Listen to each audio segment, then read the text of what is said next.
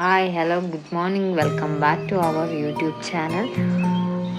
ಹಾಗೆ ಬೆಳಗ್ಗೆ ಎದ್ದ ತಕ್ಷಣ ಈ ಲೋಟಸ್ ನೋಡ್ತಾ ಇದ್ದರೆ ಮೈಂಡ್ ಹಾಗೆ ಫ್ರೆಶ್ ಆಗುತ್ತೆ.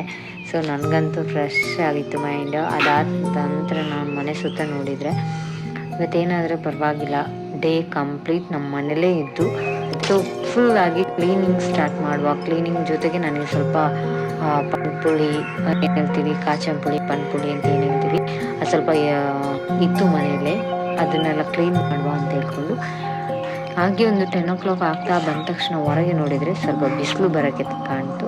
ಸೊ ಇಮಿಡಿಯೇಟ್ ಇದ್ದ ಬಟ್ಟೆ ಎಲ್ಲನೂ ತಂದು ಒಂಚೂರು ಬಿಸಿಲಿಗೆ ಹಾಕು ಅಂತೇಳಿ ಕಂಪ್ಲೀಟಾಗಿ ಬಿಸಿಲಿಗೆ ಹಾಕಿ ಬನ್ನಿ ತೋರಿಸ್ತೀನಿ ಇಲ್ಲೆಲ್ಲ ಹಾಕಿದ್ದೀನಿ ಅಂತ. ಸೊ ನೀವೇನಾದರೂ ಇದೇ ಥರ ಕಾರ್ ಮೇಲೆ ಅಲ್ಲಿ ಇಲ್ಲಿ ಯಾವ ಜಾಗನೂ ಬಿಡದೆ ಹಾಕ್ತಾ ಇದ್ದೀರಾ ಅಂತೇಳಿ ಕಮೆಂಟ್ ಮಾಡಿ.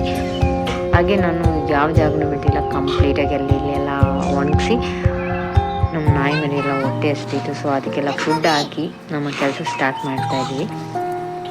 ಸೊ ಕೆಲಸ ಮಾಡಬೇಕಾದ್ರೆ ನಾನಿಬ್ಬರು ಮಕ್ಕಳು ಬಂದುಬಿಟ್ಟು ಗಲಾಟೆ ಮಾಡ್ತಾಯಿದ್ರು.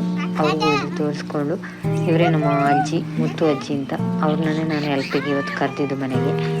ಸೊ ಬಂದು ತುಂಬ ಹೆಲ್ಪ್ ಮಾಡಿಕೊಟ್ರು ನನಗೆ. ಇವತ್ತದು ವಿಷಯಕ್ಕೆ ಅಂತಲ್ಲ, ಎಲ್ಲ ಸಲನೂ ನನಗೇನಾದರೂ ಕಷ್ಟ ಆಯಿತು ಅಂತಂದರೆ ಇಮಿಡಿಯೇಟ್ ಫೋನ್ ಮಾಡಿದರೆ ಬಂದು ಎಲ್ಲ ಕೆಲಸ ಎಲ್ಲ ಮಾಡಿಕೊಟ್ಟು ಹೋಗ್ತಾರೆ. ತುಂಬ ಖುಷಿಯಾಗುತ್ತೆ. ಸ್ವಂತ ಅಜ್ಜಿ ಥರನೇ ಇರ್ತಾರೆ.